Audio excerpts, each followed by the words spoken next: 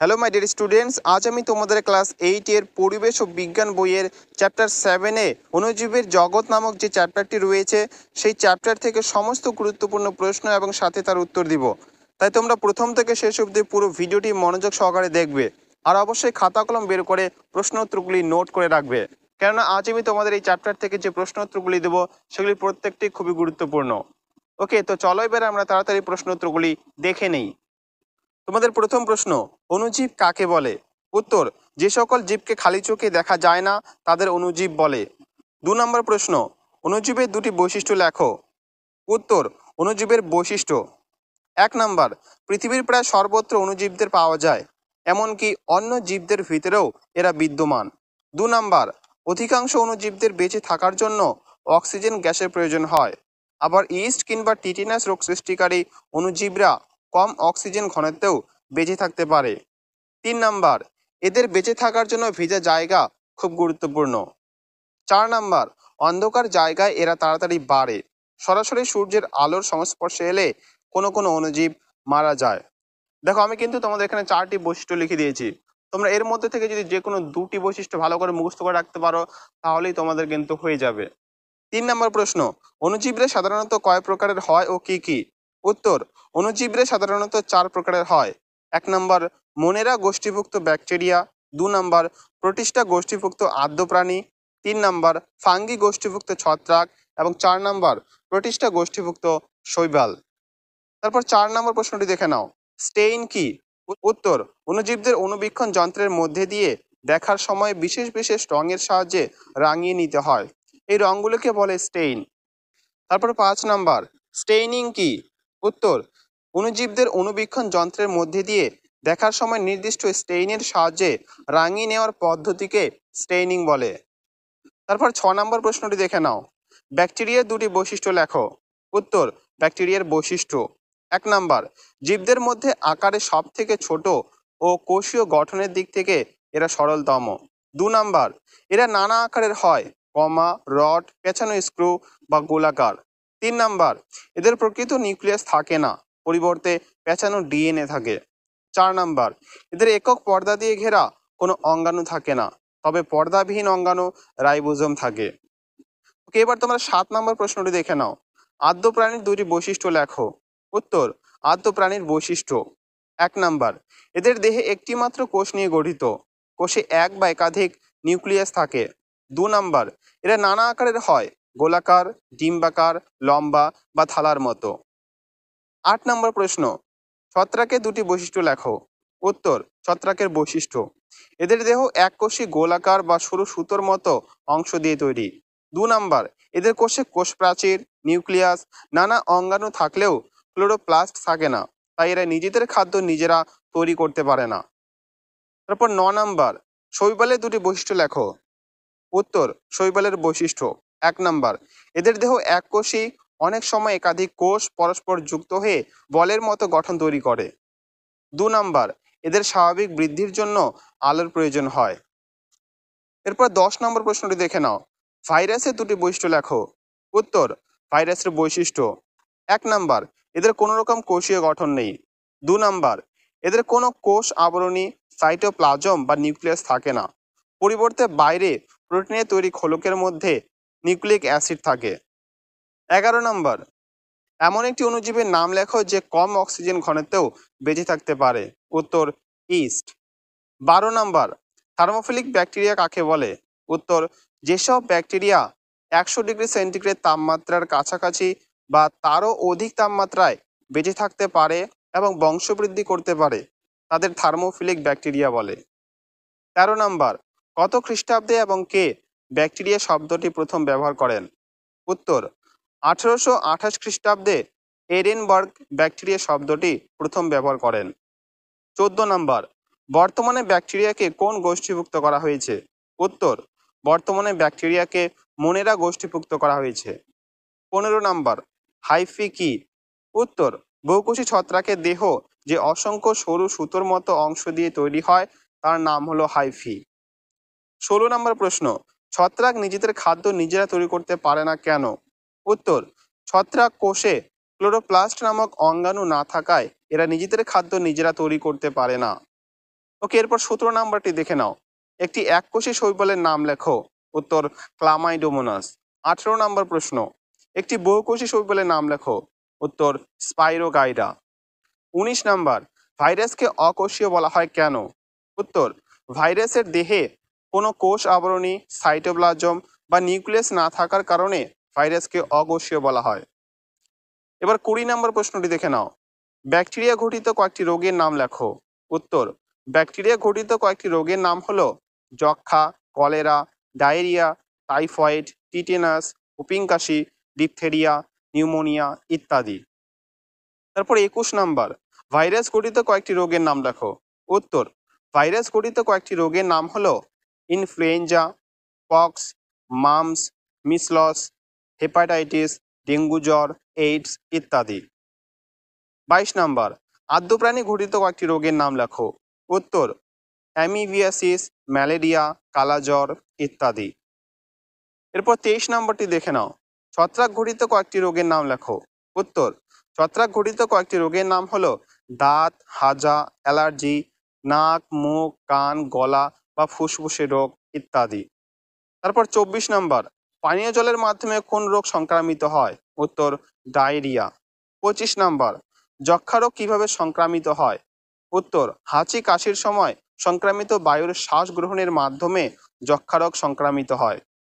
26 নম্বর, hepatitis কিভাবে সংক্রামিত হয়? উত্তর রক্ত সঞ্চালনের মাধ্যমে হেপাটাইটিস সংক্রামিত হয়। মাই ডিয়ার স্টুডেন্টস, আমি যে তোমাদের প্রশ্ন উত্তরগুলি দিচ্ছি এগুলি প্রত্যেকটি কিন্তু ভেরি ভেরি ইম্পর্টেন্ট। বোঝা গেল? এখান থেকে কিন্তু তোমরা কোনো রকম প্রশ্ন বাদ দিবে না। প্রত্যেকটি প্রশ্নই অবশ্যই তোমরা ভালো করে মুখস্থ করে রাখবে। তোমরা যদি এই প্রশ্ন উত্তরগুলি মুখস্থ করে রাখো তাহলে এই চ্যাপ্টার থেকে তোমাদের আর কোনো রকম টেনশন করতে হবে না। আমি তোমাদের এটা গ্যারান্টিতে বলতেছি, তোমাদের কোনো রকমই টেনশন করতে হবে না। তাই অবশ্যই তোমরা ভালো করে প্রশ্ন উত্তরগুলি মুখস্থ করে নিবে। বোঝা গেল? ওকে, 27 নম্বর প্রশ্নটি দেখে নাও। পরজীবী কাকে বলে? উত্তর যেসব অণুজীব অপর কোনো সজীব পোষকের কোষে প্রবেশ করে খাদ্য ও আশ্রয় গ্রহণ করে নিজেরা উপকৃত হয়, কিন্তু পোষক দেহের নানা অঙ্গাণুর কাজে বাধা সৃষ্টি করার মাধ্যমে পোষক দেহের স্বাভাবিক ছন্দ নষ্ট করে, তাদের পরজীবী বলে। 28 নাম্বার, পরজীবিতা কাকে বলে? উত্তর কোনো কোনো অণুজীব অপর কোনো সজীব পোষকের কোষে প্রবেশ করে খাদ্য ও আশ্রয় গ্রহণ করে নিজেরা উপকৃত হয়, কিন্তু পোষক দেহের নানা অঙ্গাণুর কাজে বাধা সৃষ্টি করার মাধ্যমে পোষকদের স্বাভাবিক ছন্দ নষ্ট করে। পোষক জীবদেহের সঙ্গে অণুজীবদের এরকম সম্পর্ক হলো পরজীবিতা। এই পরজীবী এবং পরজীবিতার মধ্যে যে কোনো একটি প্রশ্ন কিন্তু অবশ্যই তোমাদের পরীক্ষা আসতে পারে। তাই পার্থক্যটা কিন্তু একটু ভালো করে তোমরা দেখে নিবে। আমি দুটি প্রশ্নই খুব সুন্দর করে এখানে সাজিয়ে দিয়েছি। তারপর 29 নম্বর প্রশ্ন, মিথজীবিতা বলতে কি বোঝো? উত্তর দুটি জীবের পারস্পরিক পুষ্টি বিনিময়ের মাধ্যমে এবং একে অপরের ক্ষতি না করে সহাবস্থানের মাধ্যমে থাকার পদ্ধতিই হলো মিথজীবিতা। যেমন মটর গাছের মূলের অর্বুদে থাকা রাইজোবিয়াম। 30 নম্বর প্রশ্ন, মৃতজীবিতা বলতে কি বোঝো অথবা মৃতজীবিতা কাকে বলে? উত্তরটি দেখে নাও। বহু অণুজীব মৃত পচাগলা বস্তুর উপর নিজ দেহ থেকে খরিত উৎসেচকের প্রক্রিয়ায় জটিল খাদ্যবস্তুকে ভেঙে শোষণযোগ্য ও ব্যবহারযোগ্য উপাদান তৈরি করে পুষ্টি কার্য সম্পন্ন করে। এই বিশেষ পুষ্টি পদ্ধতিকে মৃতজীবিতা বলা হয়। তারপর 31 নম্বর প্রশ্নটি দেখে নাও। সিম্বিগোত্রীয় উদ্ভিদের মূলে কোন ব্যাকটেরিয়া থাকে? উত্তর রাইজোবিয়াম। 32 নাম্বার, একটি মিথজীবী ব্যাকটেরিয়ার নাম লেখো। উত্তর রাইজোবিয়াম। 33 নাম্বার, লাইকেন কি? উত্তর শৈবাল ও ছত্রাকের মিথজীবীয় সহাবস্থান হলো লাইকেন। 34 নাম্বার, সিম্বিগোত্রীয় উদ্ভিদের মূলে কোন ব্যাকটেরিয়া থাকে? উত্তর রাইজোবিয়াম। তারপর 35 নাম্বার, ডেঙ্গু জ্বর একটি ড্যাশ গঠিত রোগ। উত্তর ভাইরাস। 36 নাম্বার, ম্যালেরিয়া রোগটি ড্যাশের মাধ্যমে সংক্রামিত হয়? উত্তর বাহকের মাধ্যমে। তারপর 37 নাম্বার, একটি ভাইরাস ঘটিত রোগের নাম লেখো। উত্তর হেপাটাইটিস। ওকে, এবার 38 নম্বর প্রশ্নটি দেখে নাও। অ্যামোনিফিকেশন কাকে বলে? উত্তর উদ্ভিদ বা প্রাণীরা যখন মারা যায় তখন তাদের দেহের নানা নাইট্রোজেনযুক্ত যৌগ ভেঙে গিয়ে অ্যামোনিয়া তৈরি হয়। এই পদ্ধতিকে অ্যামোনিফিকেশন বলে। তারপর 39 নম্বরে রয়েছে নাইট্রিফিকেশন কাকে বলে? দেখো, এই প্রশ্নটা কিন্তু একটি কমন টাইপের প্রশ্ন। তোমাদের প্রতি বছরই প্রায় এই প্রশ্নটি এসে থাকে, তাই অবশ্যই তোমরা কিন্তু একটু ভালো করে মনে রাখবে এই প্রশ্নটি।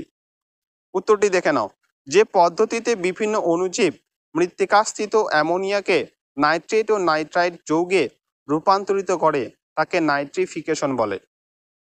40 নাম্বার, দুটি স্বাধীনজীবী ব্যাকটেরিয়ার নাম লেখো। উত্তর, ক্লস্ট্রিডিয়াম ও অ্যাজেটোব্যাক্টর। তারপর 41 নাম্বার, কিভাবে খাদ্যকে ভালো রাখা সম্ভব? উত্তর, খাদ্যকে ভালো রাখার উপায়গুলি হলো: 1. বায়ুশূন্য কোনো পাত্রে খাদ্যকে রাখা বা বিশেষ মোড়কে খাদ্যকে রাখা। 2 নাম্বার, কোনো কোনো সবজি ও ফলকে দীর্ঘ সময় ধরে শুকিয়ে রাখা।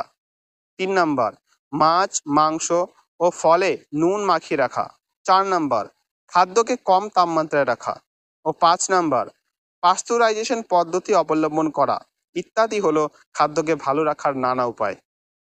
ওকে, এবার তোমরা 42 নম্বর প্রশ্নটি দেখে নাও, অ্যান্টিবায়োটিক কাকে বলে? উত্তর, বিশেষ কিছু ব্যাকটেরিয়া ও ছত্রাকের দেহ নিঃসৃত কিছু কিছু জৈব যৌগ অন্যান্য ব্যাকটেরিয়ার বৃদ্ধিতে বাধা দেয় অথবা তাদের মেরেও ফেলে। এইসব যৌগকে নানাভাবে বিশুদ্ধিকরণের ও প্রয়োজনে রাসায়নিকভাবে পরিবর্তনের মাধ্যমে নানান জীবনদায়ী ওষুধ তৈরি করা হয়। এই জীবনদায়ী ওষুধগুলোকে অ্যান্টিবায়োটিক বলা হয়, যেমন স্ট্রেপ্টোমাইসিন, ক্লোরোমাইসেটিন ইত্যাদি। তারপর 43 নম্বর, অনাক্রমতা বা ইমিউনিটি কি? উত্তরটি দেখে নাও, যখন কোনো জীবাণু আমাদের দেহে প্রবেশ করে তখন জীবাণুর গাত্র বা দেহ থেকে বেরোনো নানা ক্ষতিকারক যৌগ আমাদের দেহে প্রবেশ করে। এরা হলো অ্যান্টিজেন। এদের ধ্বংস করার জন্য আমাদের শরীরে এক ধরনের প্রোটিনধর্মী যৌগ তৈরি হয়। এরা অ্যান্টিজেনকে আক্রমণ করে ও ধ্বংস করে। এই প্রোটিনধর্মী যৌগগুলি হলো অ্যান্টিবডি। কোনো জীবদেহের রোগ প্রতিরোধের এই স্বাভাবিক ক্ষমতাই হলো অনাক্রমতা বা ইমিউনিটি। এই প্রশ্নটিও কিন্তু তোমরা একটু ভালো করে দেখে রাখবে, পরীক্ষায় কিন্তু আসে। তারপর 44 নাম্বার, অনাক্রমতা কাকে বলে? উত্তর, কোনো জীবদেহের রোগ প্রতিরোধের স্বাভাবিক ক্ষমতাকে অনাক্রমতা বা দেখো, আমি তোমাদের উপরে 43 নম্বরে অনাক্রমতা ইমিউনিটির যে উত্তর দিয়েছি সেটা কিন্তু যথেষ্ট বড়।